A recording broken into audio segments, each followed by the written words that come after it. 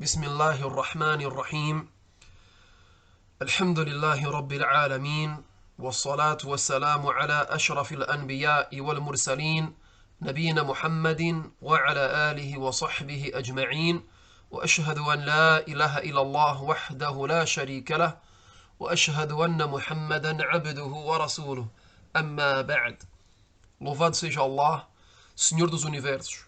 Que a paz e os elogios de Allah estejam sobre o mais nobre de todos os profetas e mensageiros, o nosso profeta Muhammad, sobre a sua família e os seus companheiros. E testemunho que não existe nenhuma divindade com o direito de ser adorada exceto Allah, o único, sem parceiros. E testemunho que Muhammad é o seu servo e mensageiro. Isto dito, bem-vindos a todos nesta série de aulas acerca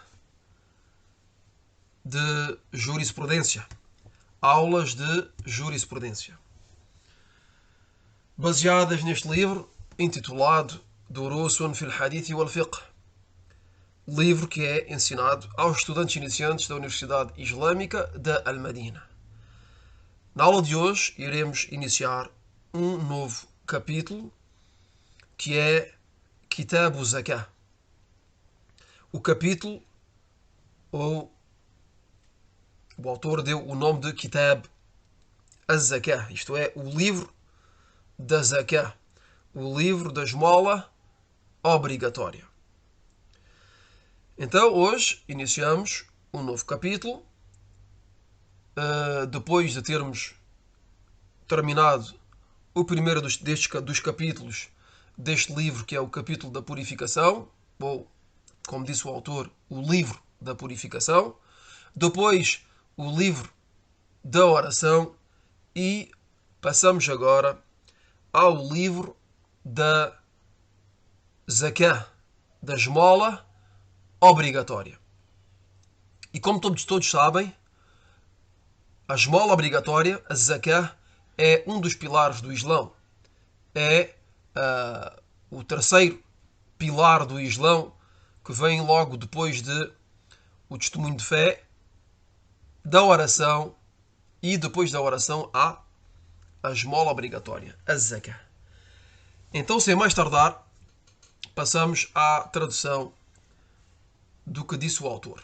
Então o autor disse: Kitab Zakah, o livro da Zakah, o livro da esmola obrigatória. E podemos dizer que é o capítulo da esmola obrigatória. Depois o autor dá a definição da Zakah. Depois de ter mencionado o título, ou o tópico, ou o tema deste capítulo, o autor mencionou a definição da Zakah, a definição da esmola obrigatória. E o autor deu duas definições da esmola obrigatória, da Zakah.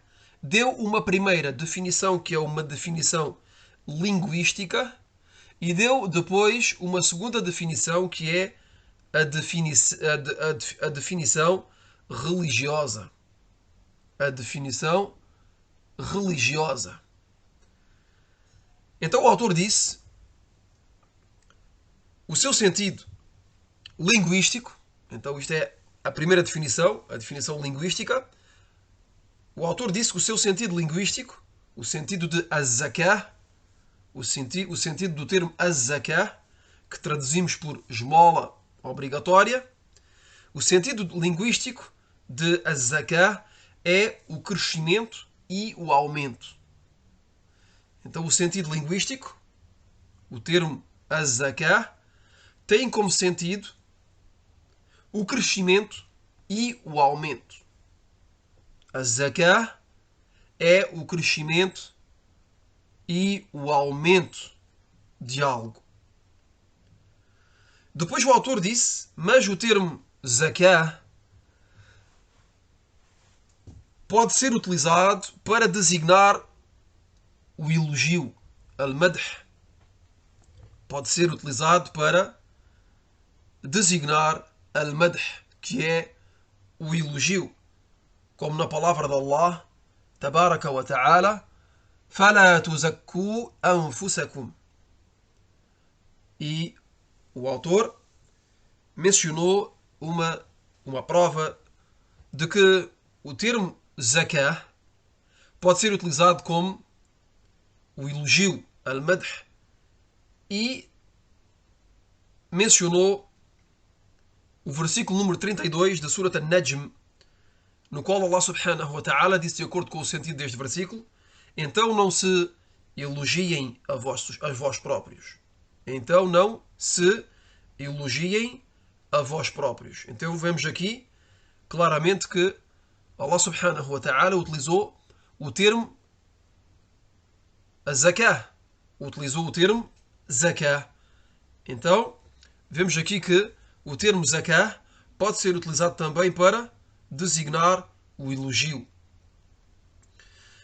Depois o autor disse, como também pode ter o sentido da purificação.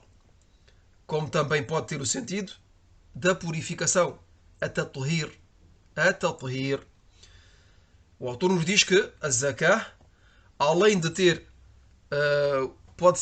ser designado por o elogio, também pode ter o sentido de a purificação, como na palavra de Allah, tabaraka wa ta'ala: قَدْ أَفْلَحَ مَنْ زَكَّاهَا.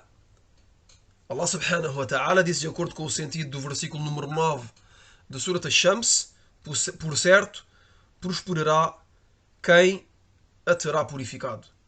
Por certo, prosperará quem a terá purificado. Então vemos aqui que Allah subhanahu wa ta'ala utilizou o termo zakah. O termo zakah. E aqui o sentido do termo zakah é a purificação. A purificação. Depois o autor diz, e também pode ser utilizado para designar a piedade, a salah. Então, além destes dois sentidos que foram mencionados, que é o elogio e a purificação, a zakah também pode ser utilizada para designar a piedade, a salah. Por exemplo, o autor diz, diz acerca de uma pessoa que é zaki, isto é, uma pessoa que faz muito bem, que pratica muito o bem. Então, uma pessoa zaki é uma pessoa que faz muito bem, que pratica muito o bem. Portanto, o termo zakah, o termo az-zakah, linguisticamente, além do crescimento e do aumento, tem três sentidos: o elogio, a purificação e a piedade. E a piedade. Então, repetimos rapidamente. O autor nos disse que o termo az-zakah tem como sentido o crescimento e o aumento.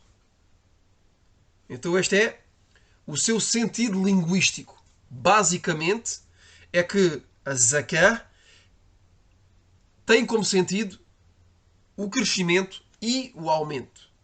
Mas além destes dois sentidos, a zakah, o termo a zakah pode ser utilizado também para designar o elogio, a purificação e a piedade. E a piedade, como foi mencionado há poucos. Depois o autor passou à definição da zakah no seu sentido religioso. Então, inicialmente, dissemos que o autor dividiu a definição da zakah em dois sentidos, em duas, podemos dizer melhor dizendo, em duas definições, uma definição linguística e uma definição religiosa. Então falámos da definição da zakah linguisticamente. Agora passamos à definição da zakah no seu sentido religioso. E como se diz, istilahan. Istilahan. Então o autor disse, quanto ao seu sentido religioso, istilahan, na legislação, o sentido religioso, o sentido de az-zakah na legislação, o seu sentido, e é o sentido que lhe foi dado, ou é a definição que foi dada à zakah pelos sábios do fiqh, pelos sábios da jurisprudência, da ciência do fiqh, da ciência da jurisprudência, é o seguinte. Então o autor agora vai nos mencionar a definição de az-zakah no seu sentido religioso, no sentido da legislação. Então a zakah é um dever. E prestem muita atenção, porque vamos falar aqui e dar a definição da zakah no seu sentido religioso, e é sobre este sentido e sobre esta definição que iremos falar durante, ao longo deste novo capítulo, que é a zakah. Pois aquilo que nos interessa, sobretudo, além de conhecer o sentido linguístico da zakah, o que nos interessa precisamente é o seu sentido religioso. Então prestem bem atenção à definição religiosa na legislação da zakah. Pois o facto de conhecer a definição abre uma porta à compreensão deste capítulo. Então, a definição de az-zakah é um dever obrigatório. É um dever obrigatório sobre os bens materiais que atingiram an-nisab. Que atingiram an-nisab. Então, a zakah é um dever obrigatório. Resumidamente, é uma obrigação. É uma obrigação sobre o quê? Sobre os bens materiais. Os bens materiais que uma pessoa possui. E quais são estes bens materiais? São aqueles que atingiram an-nisab. E o que é an-nisab? An-nisab é o limite, ou é o valor mínimo requerido. É o limite ou o valor mínimo requerido nos bens materiais para que a zakah seja obrigatória, se torne obrigatória. E este dever obrigatório, que é sobre o que é tirado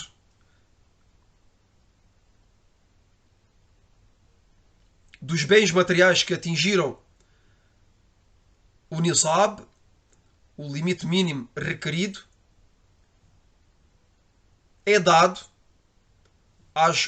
ou é distribuído às 8 categorias de pessoas mencionadas no Alcorão.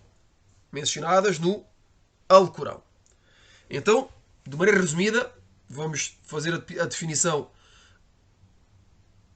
de maneira mais resumida e que seja, inshallah, clara para todos. A zakah, a sua definição é que é um dever obrigatório sobre os bens materiais que atingiram o valor mínimo requerido e que é dado às 8 categorias de pessoas no Alcorão. Repito. A zakah é um dever obrigatório sobre os bens materiais que atingiram o valor mínimo requerido e que é dado às 8 categorias de pessoas mencionadas por Allah subhanahu wa ta'ala no Alcorão, na Surat Tawbah. E é o versículo número 60. Para aqueles que querem saber quais são estes 8 tipos de pessoas, que leia o versículo número 60 de Surat Tawbah. E entre estas categorias de pessoas, Podemos mencionar os pobres, os mendigos, etc. Então, demos agora a definição religiosa, a definição na legislação do termo az-zakah. O autor passa agora ao veredito. Qual é o estatuto, melhor dizendo, não é o veredito, mas penso que a tradução desta palavra por estatuto é mais propício. Então o autor diz hukmu zakah. Quanto ao seu estatuto. O estatuto da zakah. O estatuto da esmola obrigatória. E na tradução dei o seu estatuto, que é obrigatório. Ala kulli hal. Então o autor disse, quanto ao seu estatuto, o estatuto da zakah, é um dos 5 pilares do Islão. Como dissemos anteriormente, a zakah, a esmola obrigatória, é um dos pilares do Islão. É o terceiro pilar depois dos 2 testemunhos de fé e da oração. E a zakah é uma obrigação. E como traduzimos todos, zakah por esmola obrigatória. Geralmente, o termo zakah é traduzido em língua portuguesa por a esmola obrigatória. Porque, como todos sabemos, há a esmola obrigatória que é a zakah e depois já todas as outras esmolas que são recomendáveis e não obrigatórias. Então a zakah é uma obrigação, de acordo com Al-Kitab, As-Sunnah, Wal-Ijma'. Então a zakah é uma obrigação de acordo com o Alcorão, a tradição profética e com o consenso.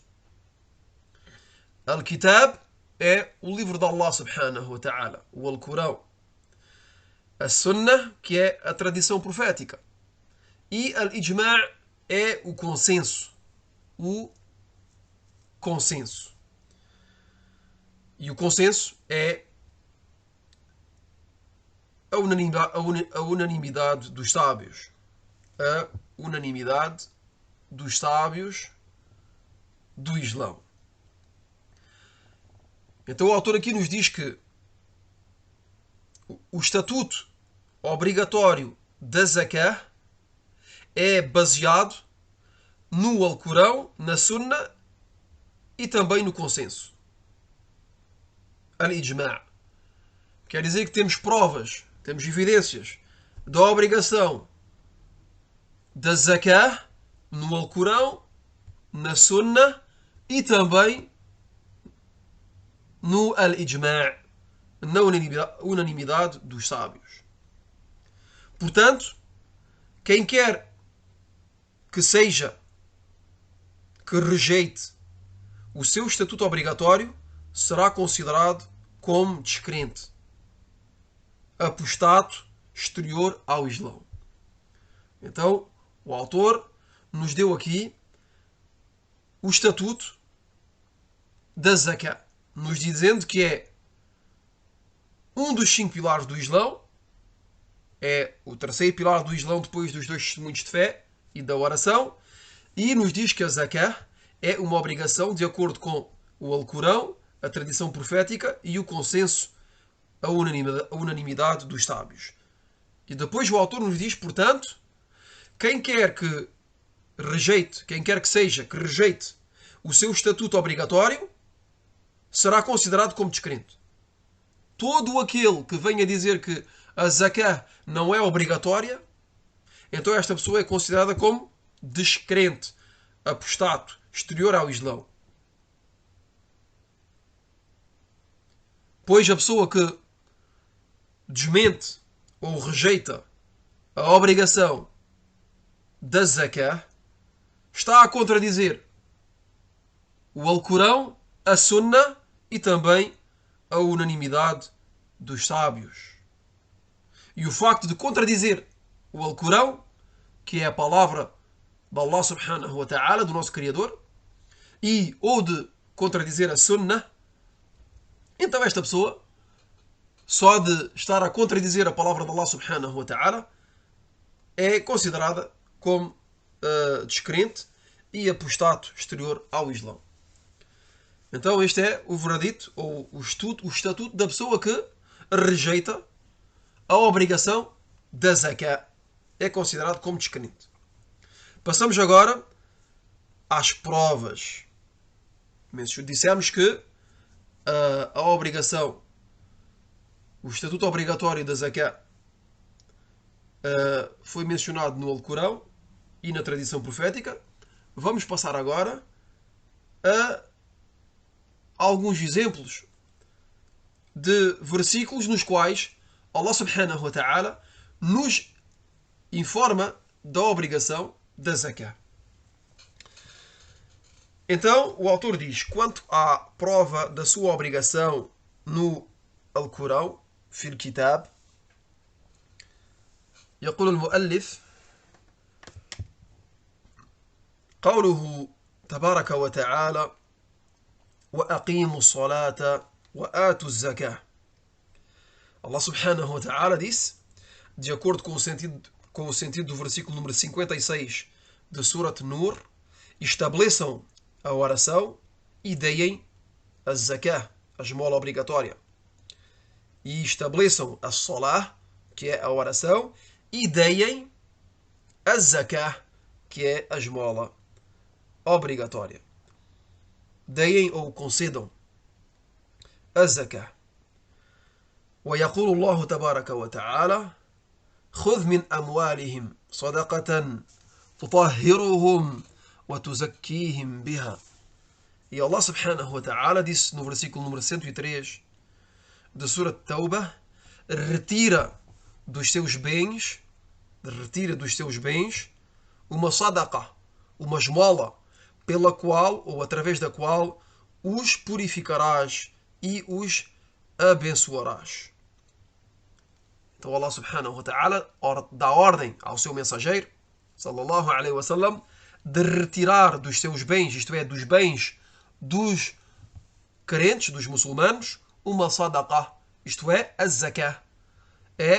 Esta é a sadaqa obrigatória, a esmola obrigatória, pela qual ou através da qual os purificarás e os abençoarás. Então vemos aqui que um dos benefícios de dar a esmola obrigatória é o facto que essa esmola obrigatória que a pessoa vai dar, que o muçulmano vai dar, será uma purificação. E vimos anteriormente que dentre os sentidos da zakah, temos, há bocado falámos da purificação. Então temos aqui que o facto de dar a zakah é uma purificação e uma bênção para aquilo que a dá. ويقول الله تبارك وتعالى وآتوا حقه يوم حصاده. E Allah subhanahu wa ta'ala diz, de acordo com o sentido do versículo número 141 de Surat Al-An'am, e deem ou concedam o seu direito no dia da colheita. E deem ou concedam o seu direito no dia da colheita. E aqui o sentido do direito é o direito dos frutos e dos cereais. Pois, como vamos ver mais tarde, a zakah, a esmola obrigatória, não é unicamente no ouro e na prata e no dinheiro, mas vai além desses bens que são geralmente os mais conhecidos de cada um. Mas também é obrigatório de dar a zakah nos frutos e nos cereais, e isto para aquele que é agricultor. Aquele que é agricultor e que vive da agricultura. Mas isto será detalhado nas próximas aulas, bi'idhnillah. Então Allah subhanahu wa ta'ala, no versículo número 141, nos dá ordem de conceder ou de dar o seu direito, isto é, o direito dos frutos e dos cereais, das culturas, no dia da colheita. No dia da colheita. ويقول الله تبارك وتعالى والذين في أموالهم حق معلوم للسائل والمحروم. E o autor mencionou mais uma evidência, mais um versículo do Alcorão, que é o quarto versículo mencionado pelo autor, que se encontra no versículo número 24 e 25 da Surat Al-Ma'arij. Allah subhanahu wa ta'ala diz, de acordo com estes dois versículos, e aqueles que nos seus bens há um direito, uma parte determinada para o mendigo e para o pobre. E aqueles que nos seus bens, que nas suas riquezas, há um direito, têm um direito, uma parte determinada das suas riquezas que é dada ao mendigo e ao pobre. Ao mendigo, o mendigo e ao pobre. E aqui foi mencionado o mendigo e foi mencionado o pobre. A diferença entre o mendigo e o pobre neste versículo é que o pobre é aquele que não mendiga. A diferença entre o mendigo e o pobre é que o mendigo é pobre e mendiga, quer dizer que pede aos outros, pede esmola aos outros, e o pobre é aquele que é pobre, mas que não pede. Mas que não pede aos outros. Isto aqui é para fazer uma diferença entre estes dois termos que uma pessoa pode os considerar como idênticos. Mas há uma diferença. O mendigo é aquele que é pobre e que pede aos outros, e o pobre é aquele que é pobre, mas que não pede.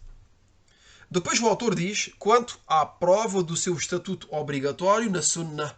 Então dissemos que o estatuto obrigatório da Zakah está presente no Alcorão, na Sunnah, que é a tradição profética, e também al-Ijma'. Então mencionamos os versículos, ou alguns dos versículos, pois há muito mais outros versículos no Alcorão que estipulam o estatuto obrigatório da Zakah. O autor mencionou alguns, e agora o autor vai mencionar evidências da Sunnah. Dizendo, quanto à prova do seu estatuto obrigatório na Sunnah, há imensos ahadith. Então o autor diz que há imensos ahadith. Mas podemos mencionar o hadith de Ibn Abbas. Aqui o autor vai mencionar unicamente 2 ahadith. Vai mencionar apenas 2 ahadith. E aqui o primeiro hadith mencionado pelo autor é o hadith de Ibn Abbas رضي الله عنهما. وأما من السنة فلحديث ابن عباس رضي الله عنهما أن النبي صلى الله عليه وسلم لما بعث معاذا إلى اليمن قال إنك تأتي قوما أهل كتاب فادعوهم إلى شهادة أن لا إله إلا الله وأني رسول الله فإنهم أطاعوا لذلك فأعلمهم أن الله عز وجل افترض عليهم 5 صلوات في كل يوم وليلة فإنهم أطاعوا لذلك فأعلمهم أن الله تعالى افترض عليهم صدقة في أموالهم تؤخذ من أغنيائهم وترد إلى فقرائهم. الحديث. Então neste hadith que foi narrado por Ibn Abbas radiyallahu anhuma, que o mensageiro de Allah sallallahu alaihi wasallam, logo que enviou Mu'adh ao Yaman, disse-lhe, e o mensageiro de Allah sallallahu alaihi wasallam enviou Mu'adh, este companheiro, ao Yaman, que é um país no sul da península arábica. Então, o mensageiro de Allah sallallahu alaihi wasallam enviou este companheiro, que era um grande sábio dentre os companheiros, enviou Mu'adh radiyallahu anhu ao Yaman para chamar as pessoas do Yaman ao Islão. e lhe deu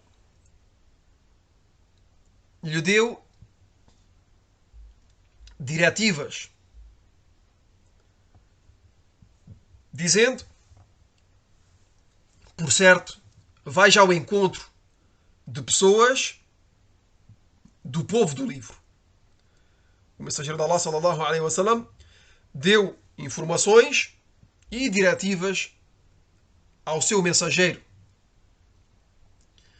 E o mensageiro do mensageiro de Allah, sallallahu alaihi wasallam, neste caso é Mu'adh. Então, disse a Mu'adh, por certo, vais ao encontro de pessoas do povo do livro. Isto é, judeus e cristãos. Então, chama-os ou convida-os a testemunharem e a testarem de La ilaha illallah wa anni rasulullah. Convida-os ou chama-os a testemunharem ou a atestarem que não existe nenhuma divindade com o direito de ser adorada, exceto Allah, e que eu sou o mensageiro de Allah. Eu, isto é, Muhammad, o mensageiro de Allah, sallallahu alaihi wasallam. Depois disse, se eles obedecerem a isso, isto é, se obedecerem, isto é, se aceitarem o teu convite, a tua chamada, e que testemunharem de La ilaha illallah wa anni rasulullah, se eles testemunharem que não existe nenhuma divindade com o direito de ser adorada, exceto Allah, e que eu sou o mensageiro de Allah, então informa-os que Allah Azza wa Jal lhes prescreveu, isto é, lhes obrigou 5 orações, lhes deu ordem de fazerem 5 orações de dia e de noite, isto é, as orações diárias, as 5 orações diárias. E se eles obedecerem a isso, se aceitarem, em primeiro lugar, o testemunho de fé, em segundo lugar, as orações obrigatórias, então informa-os que Allah subhanahu wa ta'ala lhes prescreveu, lhes obrigou uma esmola sobre os seus bens, sobre as suas riquezas, que será retirada dos seus ricos e concedida, ou que dada, entregue, distribuída aos seus pobres. Al-Hadith. Então vemos aqui no final deste hadith que Allah subhanahu, que o mensageiro de Allah sallallahu alaihi wasallam deu ordem ao seu mensageiro, que é Mu'adh radiyallahu anhu, de chamar o povo do Yaman, que eram pessoas do livro, judeus ou cristãos, de os chamar ao Islão, de os convidar a testemunharem de La ilaha illallah Muhammadan Rasulullah, de testemunharem que não existe nenhuma divindade com o direito de ser adorada exceto Allah, e que Muhammad é o mensageiro de Allah. Se eles aceitarem isso, se eles aceitarem esse convite, então informa-os que eles têm como obrigação que Allah subhanahu wa ta'ala os obriga e lhes dá ordem de fazerem 5 orações diárias, de dia e de noite. E se aceitarem o estatuto obrigatório da oração, então informa-os que, além da obrigação da oração, têm também uma obrigação que é a esmola obrigatória, que é a zakah. E a zakah é retirada das riquezas, dos ricos e concedida, entregue aos pobres. É retirada da riqueza deles, dos seus ricos, e devolvida aos seus pobres. Isto é, este povo do Yaman, os seus ricos terão de dar uma parte das suas riquezas, que é a zakah, aos seus pobres. Depois o autor mencionou um segundo hadith. E esqueci-me de mencionar que este hadith foi relatado por Al-Bukhari e Muslim. É um hadith muttafaqun alayh, unanimamente autêntico. O segundo hadith, يقول النبي صلى الله عليه وسلم: أمرت أن أقاتل الناس حتى يشهدوا أن لا إله إلا الله وأن محمدا رسول الله ويقيموا الصلاة ويؤتوا الزكاة فإذا فعلوا عصموا مني دماؤهم وأموالهم إلا بحقها وحسابهم على الله. رواه مسلم. Então, neste último hadith mencionado pelo autor, o mensageiro de Allah sallallahu alaihi wasallam disse o seguinte: foi-me ordenado. O mensageiro de Allah sallallahu alaihi wasallam disse o seguinte: foi-me ordenado de combater as pessoas até que atestem que não existe nenhuma divindade com o direito de ser adorada exceto Allah e que Muhammad é o mensageiro de Allah. Que estabeleçam a oração e que deem a esmola. Que estabeleçam a salah, a oração, e que deem a zakah. A zakah, que é a esmola obrigatória. Se o fizerem, isto é, se testemunharem, se fizerem a oração e se derem a esmola, preservarão de mim o seu sangue e os seus bens, senão pelos seus direitos legais. E é Allah que os julgará. Então repito este hadith. O mensageiro de Allah sallallahu alaihi wasallam disse: foi-me ordenado de combater as pessoas até que atestem, até atestarem que não existe nenhuma divindade com o direito de ser adorado exceto Allah e que Muhammad é o seu mensageiro. E que Muhammad é o mensageiro de Allah. Que estabeleçam a salah, a oração, e que deem a zakah, a esmola obrigatória. Se fizerem estas três coisas, que é o testemunho de fé, a oração e a zakah, então preservarão de mim o seu sangue e os seus bens. Quer dizer que não serão combatidos. Não serão combatidos. E os seus bens serão proibidos. Serão proibidos. Serão sagrados. O seu sangue e os seus bens serão sagrados. Serão pelos seus direitos legais. E Allah subhanahu wa ta'ala os julgará. E é Allah subhanahu wa ta'ala que os julgará. Este hadith foi relatado por Muslim. E para terminar, o autor diz, e os sábios da comunidade, passamos agora ao ijma', porque anteriormente, lembrem-se que falámos que o autor nos disse que o estatuto obrigatório da oração é de acordo ou está presente no livro de Allah, na Sunnah e também no al-ijma', o consenso, a unanimidade dos sábios. Então, mencionámos versículos, mencionámos a hadith e agora vamos mencionar aquilo que disseram os sábios acerca disso. E o autor, de maneira resumida, disse: e os sábios da comunidade são unânimes sobre o facto que a zakah é obrigatória e que aquele que rejeita o seu estatuto é um descrente. E isto já foi dito anteriormente, então ficamos por aqui. Wallahu a'lam, wa sallallahu wa sallam ala nabiyyina Muhammadin wa ala alihi wa sahbihi ajma'in. Subhanaka Allahumma wa bihamdik, ashhadu an la ilaha illa ant, astaghfiruka wa atubu ilayk.